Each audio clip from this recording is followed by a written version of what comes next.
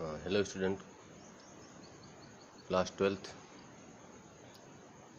ये वीडियो भौतिक विज्ञान का है। आज की जो टॉपिक ली गई है इस वीडियो में, वो टॉपिक है एक समान आवेशित गोलीय कोश के कारण वैद्युत क्षेत्र की तीव्रता, electric field due to a uniformly charged sphere. ठीक है ना। स्फीयर आप लोग समझते होंगे। स्फीयर का मतलब होता है गोला, जैसे गेंद है। ठीक है ना। गेंद स्फेरिकल होती है, यानी वह एक गोलीय कोश की तरह होती है। तो उसी तरह से ये जो हरे रंग की लाइन दिखाई दे रही है, यह एक समान आवेशित गोलीय कोश है। इस पर जो आवेश हैं, ये सारे आवेश इस गोले के बाह्य पृष्ठ पर समान रूप से वितरित हैं। गोले के बाहर पृष्ठ पर समान रूप से संपूर्ण आवेश क्या हैं, यह वितरित हैं, डिस्ट्रीब्यूट हैं। मान लिया कि गोले को कुल जो आवेश दिया गया है वह क्यू कूलाम का आवेश दिया गया है। ठीक है ना। क्यू कूलाम आवेश से इस गोले को, जिस पर पेन चल रही है, हरे रंग का जो गोला है, जिसको आवेशित किया गया है। ठीक है ना। और आवेश का वितरण इसके पृष्ठ पर समान रूप से चारों ओर है। अब हमें इस आवेशित गोलीय कोश के कारण वैद्युत क्षेत्र की तीव्रता ज्ञात करनी है। तो अब इसकी तीन कंडीशन होती हैं। इस गोलीय कोश के बाहर किसी बिंदु पर वैद्युत क्षेत्र की तीव्रता, इस गोलीय कोश के पृष्ठ पर किसी बिंदु पर वैद्युत क्षेत्र की तीव्रता, और इस गोलीय कोश के भीतर, ठीक है ना, किसी भी बिंदु पर वैद्युत क्षेत्र की तीव्रता। यानी यहाँ पर कुल तीन टॉपिक्स हैं। गोलीय पृष्ठ के बाहर वैद्युत क्षेत्र की तीव्रता पहली टॉपिक। दूसरी है गोलीय कोश के पृष्ठ पर वैद्युत क्षेत्र की तीव्रता का मान क्या होगा। और तीसरी है कि गोलीय कोश के पृष्ठ के अंदर या गोलीय कोश के अंदर किसी भी बिंदु पर वैद्युत क्षेत्र की तीव्रता का मान कितना होगा। तो इन तीनों का कैलकुलेशन हमें करना है, इसकी गणना। तो पहले हम ये ले रहे हैं कि गोलीय कोश के पृष्ठ से दूर किसी बाह्य बिंदु पर वैद्युत क्षेत्र की तीव्रता का मान क्या है। तो हमारा ये जो है, यह गोलीय कोश है। ठीक है ना। इसके केंद्र से r दूरी पर कोई बिंदु यहाँ पर P ले लिया गया है, P इसके पृष्ठ पर। ठीक है ना। सारी मैंने केंद्र से r दूरी पर, गोलीय कोश के केंद्र से r दूरी पर एक बिंदु P लिए हैं। ठीक है ना। यह बिंदु गोलीय कोश के इस पृष्ठ से बाहर है, स्थित है। तो चूंकि ये जो वैद्युत क्षेत्र की तीव्रता की गणना हम करने चल रहे हैं, इसकी गणना हम गॉस थ्योरम की सहायता से करेंगे, गॉस के प्रमेय की सहायता से करेंगे। तो गॉस प्रमेय की सहायता से करेंगे तो जाहिर है कि इस बिंदु P से होकर के हम एक गॉसियन पृष्ठ की रचना करेंगे। ये जो पीली रंग की डॉटेड लाइंस दिखाई दे रही हैं, पीले रंग की, ये गॉसियन पृष्ठ है। ठीक है ना। ये बंद गॉसियन जो है पृष्ठ है। तो यहाँ पर इस बंद गॉसियन पृष्ठ की रचना की गई। ठीक है। और अब हमें इस बिंदु P पर वैद्युत क्षेत्र की तीव्रता ज्ञात करनी है। ठीक है ना। तो वैद्युत क्षेत्र, चूंकि यह गोला धनावेशित है, तो इलेक्ट्रिक फील्ड का जो वेक्टर होगा वह गोलीय कोश के बाहर की ओर होगा। गोलीय कोश से उसकी दिशा बाहर की ओर होगी, जैसे यहाँ दिखाई गई है, ई की दिशा बाहर की ओर। अब यहाँ हम बिंदु P के चारों ओर एक अल्प क्षेत्रफल dA ले रहे हैं, अल्प एरिया, एक बहुत ही अल्प क्षेत्रफल dA ले रहे हैं। ठीक है ना। अब यह dA यानी यह एरिया वेक्टर dA और यह इलेक्ट्रिक फील्ड वेक्टर E, यह दोनों परस्पर समानांतर हैं। समानांतर का मतलब इनके बीच का जो कोण है वह 0 अंश है, थीटा बराबर 0 डिग्री। ठीक है। और यह है इसके त्रिज्यता बाहर की ओर डिस्ट है इलेक्ट्रिक फील्ड, इस गोले के यानी त्रिज्या के अंदिश बाहर की ओर डिस्ट है, मतलब उसकी दिशा बाहर की ओर है। तो अब इस अल्प क्षेत्रफल dA इस अल्प क्षेत्रफल, ये जो पीले रंग से दिखाई गई हैं, ये अल्प क्षेत्रफल डीए से निकलने वाला वैद्युत फ्लक्स डी फाई ई बराबर ई डॉट डी ए। वैद्युत फ्लक्स का फार्मूला है आप लोग जानते हैं, d phi E equal to E dot D A. E dot D A का मतलब E d A cos of 0 degree, cos 0 का मान 1 होता है। तो ये हुआ ई डी ए। ठीक, अब संपूर्ण पृष्ठ से गुजरने वाला वैद्युत फ्लक्स, संपूर्ण पृष्ठ का मतलब पूरे इस गॉसियन पृष्ठ से चारों तरफ जो वैद्युत फ्लक्स निकल रहा है, उसका मान होगा phi equal to surface integral E dot D A. यह जो है पृष्ठ समाकल है, इसको अंग्रेजी में सरफेस इंटीग्रल कहते हैं।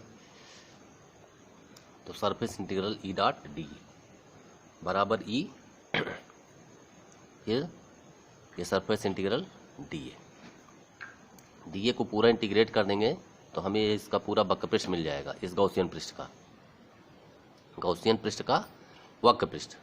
तो गॉसियन पृष्ठ का वक्र पृष्ठ होता है 4 पाई आर स्क्वायर, क्योंकि इसकी त्रिज्या स्मॉल आर है, तो इसका पूरा वक्र पृष्ठ हो जाएगा 4 पाई आर स्क्वायर। मैथ में आप लोग पढ़ चुके होंगे, गोले का वक्र पृष्ठ का फार्मूला होता है 4 पाई आर स्क्वायर, तो यही है 4 पाई आर स्क्वायर। अब गॉस का थ्योरम यह कहता है कि phi equal to Q upon epsilon nought. ठीक है ना, phi equal to Q upon epsilon nought, ये गॉस थ्योरम का फार्मूला है।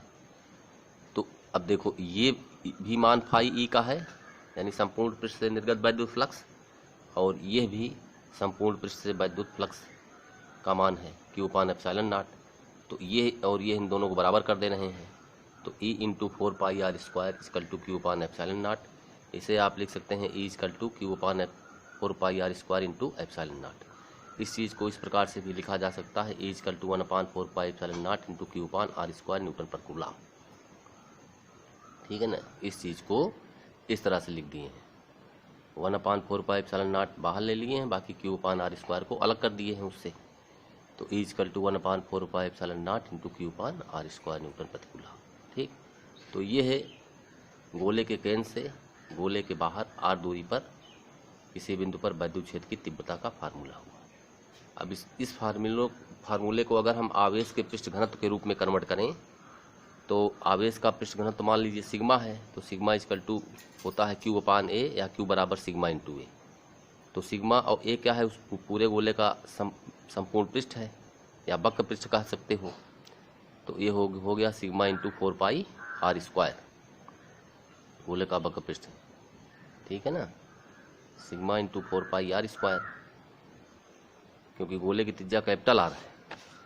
ये जो गोला लिया गया है, इसका रेडियस यहाँ कैपिटल आर है। यही गोला हमारा ओरिजिनल गोला है जो आवेशित किया गया है। ये और ये दोनों गॉसियन पृष्ठ हैं। ये गॉसियन पृष्ठ काल्पनिक होते हैं, ठीक है, इनकी हम केवल कल्पना करते हैं। तो वही कह रहा है कि यदि आवेश का पृष्ठ घनत्व सिग्मा है, तो Q equal to sigma into 4 pi R square. अब क्यू का मान यहाँ पर रख देंगे हम, क्यू का मान इतना यहाँ पर समीकरण 1 में रख दिया गया। ठीक है ना, तो ई का मान हमें मिल जाएगा sigma capital R square upon epsilon nought R square. तो यह गोले के बाहर गोले के केंद्र से आर दूरी पर स्थित किसी बिंदु पर वैद्युत क्षेत्र की तीव्रता का फार्मूला हुआ। ठीक, अब आती है बात गोले के पृष्ठ पर। तो गोले का पृष्ठ यही है। यहाँ पर इस पृष्ठ पर चाहे जहाँ पर आप वैद्युत क्षेत्र की तीव्रता निकालिए, यहाँ आर बराबर आर हो जाएगा, यानी यह आर इस आर के बराबर हो जाएगा, दोनों बराबर हो जाएंगे, स्मॉल आर और कैपिटल आर तो बराबर हो जाएंगे, तो ये दोनों कट जाएंगे। तो वैद्युत क्षेत्र की तीव्रता हमें जो है मतलब क्या मिलेगी, E equal to sigma upon epsilon nought गोले के पृष्ठ पर। तो गोले के पृष्ठ पर हमें वैद्युत क्षेत्र की तीव्रता का मान सिग्मा अपान एप्सिलॉन नॉट, इसको इस पेज में दूसरे पेज पर लिख दिया गया है कि कोश के पृष्ठ पर आर बराबर आर, स्मॉल आर बराबर कैपिटल आर होता है।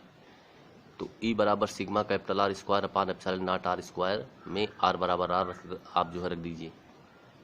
तो स्मॉल आर की जगह जब कैपिटल आर रख देंगे तो ये इससे कैंसिल हो जाएगा। तो E equal to sigma upon epsilon nought newton per coulomb.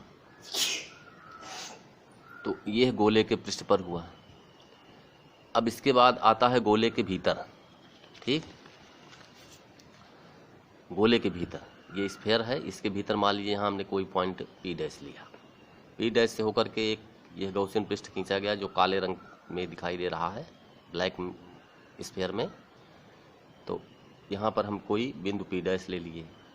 अच्छा, अब यह गोला चूंकि आवेशित है और इस आवेशित गोले पर जो आवेश का वितरण है वह गोले के बाहरी पृष्ठ पर समान रूप से वितरित है।